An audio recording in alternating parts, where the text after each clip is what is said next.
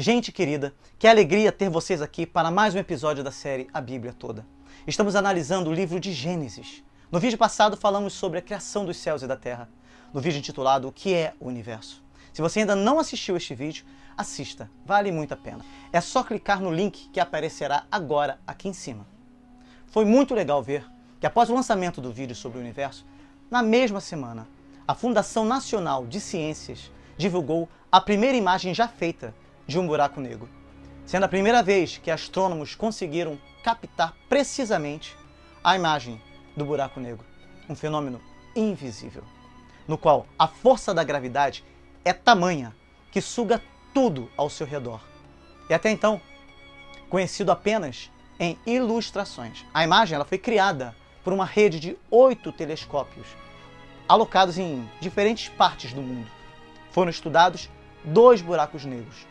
Um na nossa galáxia, a Via Láctea, que não produziu resultados, e outro na galáxia Messier 87, localizada no aglomerado vizinho de Virgem.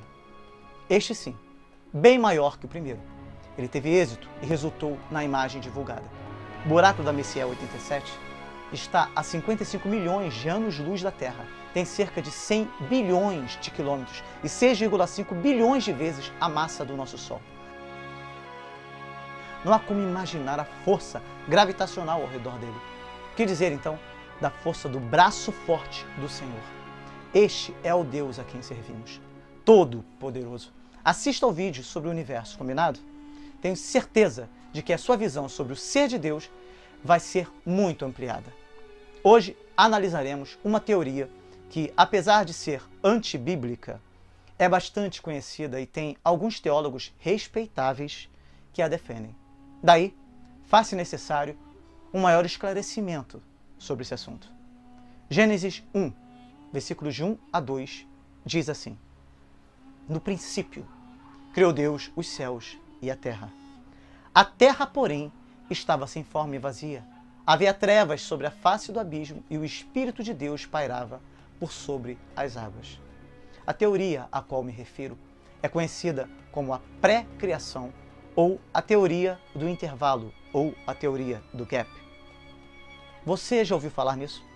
Basicamente, esta teoria afirma que entre o versículo 1º e o 2º de Gênesis existe um intervalo, daí a palavra gap, de milhões de anos. No entanto, eu gostaria de mostrar que ela vai de encontro à sã doutrina.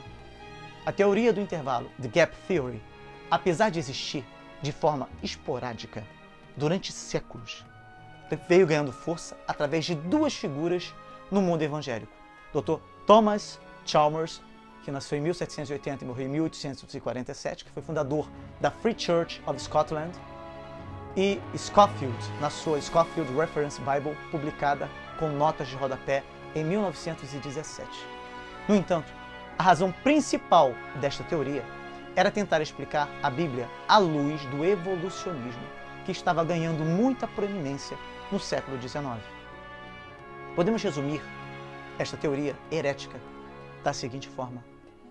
Primeiro, Deus criou o mundo, no verso 1. Segundo, após, começa o intervalo de milhões de anos para dar tempo para a evolução ocorrer e para a formação adequada das camadas geológicas. Depois disso, Deus criou os anjos e Lúcifer. Logo após, Deus usa a evolução para criar uma raça pré-adâmica e os dinossauros. A morte reina na Terra durante milhões de anos. Depois, Lúcifer acaba pecando e foi lançado na Terra. Após isso, Lúcifer estendeu sua rebelião à Terra, arrebanhando a raça pré-adâmica. A raça pré-adâmica é destruída com o julgamento divino no dilúvio de Lúcifer. Daí, chegaríamos no verso 2, capítulo 1 de Gênesis. A Terra se torna sem forma e vazia. Ou seja, a Terra atual nada mais seria que uma recriação e a Bíblia apenas um registro de menos de 0,0001% da história.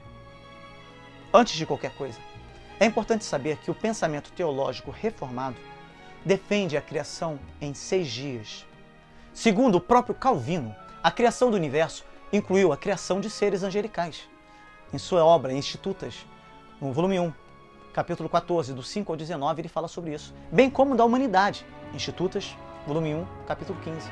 Quanto ao último, o homem, é a mais nobre de todas as criaturas, criado à imagem de Deus. Institutas, volume 1, capítulo 15, versículo 1 a 8. Com o corpo, o elemento físico, e a alma, ou o espírito, o elemento não físico. Portanto, admitir uma pré-criação é querer ser criador de uma história que Deus não contou. Sim, a Bíblia deve ser analisada por aquilo que ela mesma conta, e não por teorias que, para serem defendidas, é necessário a criação de todo um pano de fundo que a Bíblia jamais falou. Isso é heresia. Vamos analisar de forma simples o texto à luz da Bíblia. Em Gênesis 1, versículo 31 está escrito: E viu Deus tudo quanto tinha feito, e eis que era muito bom. Ou seja, se a teoria do intervalo fosse verdadeira, esse texto estaria afirmando que Deus considera a morte e o pecado como sendo algo muito bom, tendo em vista a destruição da primeira criação pelo pecado de Lúcifer e da humanidade pré-adâmica. Isto é impossível, não faz o menor sentido. Em Romanos 5, versículo 12, Paulo nos afirma: Portanto, como por um homem entrou o pecado no mundo, e pelo pecado a morte, assim também a morte passou a todos os homens, por isso que todos pecaram. E mais adiante, ele afirma que a morte reinou desde Adão até Moisés, até sobre aqueles que não tinham pecado, à semelhança da transgressão de Adão, o qual é a figura daquele que havia de vir. E outros textos afirmam a mesma coisa. E isso, por si só, já desconstrói a teoria do gap, que afirma que o pecado e a morte entraram no mundo antes de Adão. Ou seja, um pensamento antibíblico. Ademais, caso o chamado dilúvio de Lúcifer tivesse mesmo ocorrido, ele deveria ter sido citado na Bíblia. Porém, as Escrituras não mencionam em nenhum lugar o tal dilúvio. O próprio Jesus Cristo se referiu a um único dilúvio que a Bíblia menciona, o de Noé. E foi este dilúvio que arrasou a crosta terrestre. Os fósseis atuais são produto desse dilúvio ocorrido há apenas 4.500 anos atrás, aproximadamente. Na segunda epístola de Pedro, capítulo 2, versículo 5 e capítulo 3, versículo 6, ele fala exatamente sobre isso. Você já ouviu falar sobre o uniformitarismo? Este é um princípio falso da geologia e foi usado tanto pela teoria da evolução como pela teoria do intervalo. O geólogo Charles Lyell, nascido em 1797, falecido em 1875, influenciou grandemente seu xará Charles Darwin, que nasceu em 1809 e faleceu em 1882. Isso pode ser facilmente notado pelo grande número de citações feitas em seu livro Origem das Espécies. Não é de se estranhar que Darwin tinha como livro de cabeceira Princípios da Geologia de Lyell. Uma das declarações feitas por Lyell neste livro é que o presente é a chave para o passado. Portanto, examinando o presente, as camadas geológicas, seria possível pressupor o que aconteceu no passado, pois tudo no passado ocorreu como sempre temos observado.